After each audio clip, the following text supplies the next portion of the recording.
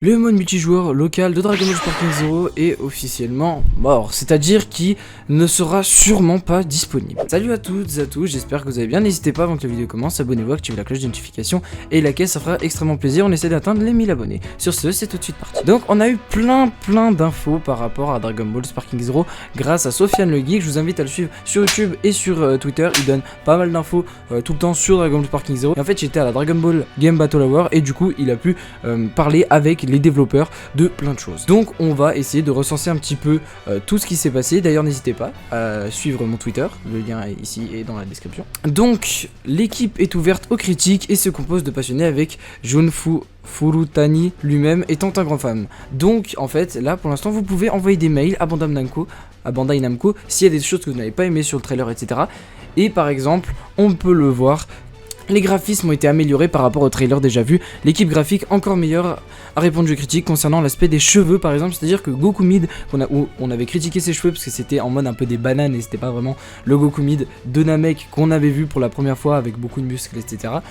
Et ben je pense qu'ils vont essayer de changer tout ça et de faire en sorte que ce soit beaucoup plus beau, beaucoup plus entre guillemets Dragon Ball, dans l'esprit de Dragon Ball, et que ce soit beaucoup mieux pour tout le monde. Le jeu inclura également des fusions, Gogeta, Vegeto, Gotrunks. Est-ce que ce sera en game qu'on pourra se fusionner? Peut-être, on ne sait pas encore. Les personnages de Dragon Ball GT seront inclus, peut-être dans le roster de base ou sous forme de DLC. C'est-à-dire que moi je préférais, je pense, qu'ils le mettent sous forme de DLC directement, comme ça au moins on se concentre sur un roster de base qui est assez complet au niveau de Dragon Ball, Dragon Ball Z et Dragon Ball Super, comme ça au moins on a tout parfait. Et ensuite Dragon Ball GT qui n'est pas canon, du coup on le mettra à côté sous forme de DLC, mais du coup bien sûr les DLC pas ultra cher, faut pas se déconner non plus. Un mode histoire complet sera présent, suivant et évoluant à partir de Tenkaichi 3.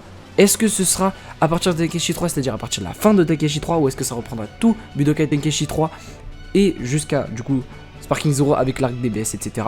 On verra, peut-être qu'il y aura le monde ouvert, peut-être, on ne sait pas. Les tenues pourront se détériorer pendant les combats et les combats seront conçus pour être plus longs que les anciens, c'est-à-dire normalement avec plus de PV, avec beaucoup plus d'animation, etc. pour faire en sorte que les combats soient beaucoup plus longs. Les tenues qui se détériorent, ça c'est une super nouvelle parce que ça apporte vraiment un boost au combat avec vraiment des vrais impacts visuels et avec un ressentiment de puissance quand tu détruis ton perso, enfin le perso adverse et qu'il a plus de tenue en 2 secondes. Franchement en vrai ça doit être assez satisfaisant. Plusieurs autres trailers seront diffusés dans les mois à venir présentant à chaque fois des nouveautés, c'est-à-dire que là ils annoncent qu'il y aura plein d'autres nouveaux trailers dans les mois à venir, présentant par exemple le Goku Ultra Instinct, les autres persos, etc. Savoir un petit peu l'histoire, comment ça va se présenter. Du coup, est-ce que finalement ils vont mettre le mode multijoueur local? Parce que on peut voir le mode local en écran scindé, c'est-à-dire à la Budokai Tenkaichi avec le trait au milieu et avec les deux visions pour chaque personnage, ne sera finalement pas disponible, non pas à cause des développeurs mais en raison de problèmes liés à Sony et Microsoft qui compliquent l'adaptation de l'écran scindé. Ils essaient de trouver une solution mais pour l'instant il n'y aura pas d'écran scindé, peut-être en raison des politiques de Sony et Microsoft favorisant la vente de plus de consoles. Donc peut-être qu'il y aura le multijoueur local mais pas en écran scindé, c'est-à-dire en mode Xenoverse. Pourquoi ça leur pose un problème? On ne sait pas.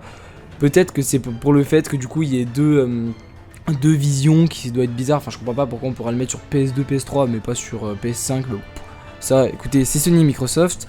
Favorisant la vente de plus de consoles, ça voudrait dire surtout que c'est tout ce qui est monnaie. C'est-à-dire en gros, non on va pas leur laisser jouer en mode local, comme ça ils jouent que en mode en ligne. Mais bon, on espère quand même en mode local parce qu'au moins les développeurs ils ont compris qu'il nous fallait un mode local. Après, est-ce qu'ils vont le mettre? On verra. La jaquette du jeu est déjà prête et reprend le style des anciens dessins, potentiellement ceux de Nakatsuru. C'est-à-dire les anciennes jaquettes des Budokai Tenkaichi avec des dessins qui sont quand même vraiment pas mal stylés. On va avoir pareil, c'est-à-dire pas des modèles 3D du jeu, mais des vrais dessins. Et ça peut être vraiment pas mal. Un effort particulier est mis sur les décors pour une meilleure immersion, l'œil humain étant plus réceptif à l'immersion grâce aux décors. C'est-à-dire que du coup les décors par exemple l'air vont être plus réactifs, les phases où tout va se détruire va être beaucoup mieux. Voilà, vraiment des trucs incroyables. Il y avait aussi un truc, c'était il n'y a pas de date de sortie précise. Ils veulent essayer de peaufiner le jeu et de ne pas sortir un jeu complet et du coup de le sortir vers fin 2024 ou début 2025 si vraiment ça déborde. Mais bon, vu qu'il y a GTA 6, au niveau marketing, peut-être sortir en même temps que GTA 6, c'est pas ouf. En tout cas, c'est la fin de cette vidéo. N'hésitez pas, abonnez-vous, activez la cloche de notification et likez pour me soutenir. On est bientôt 1000 sur la chaîne. Sur ce, merci beaucoup. On espère avoir du nouveau. Et en tout cas, moi, je vous tiens informé. Ciao.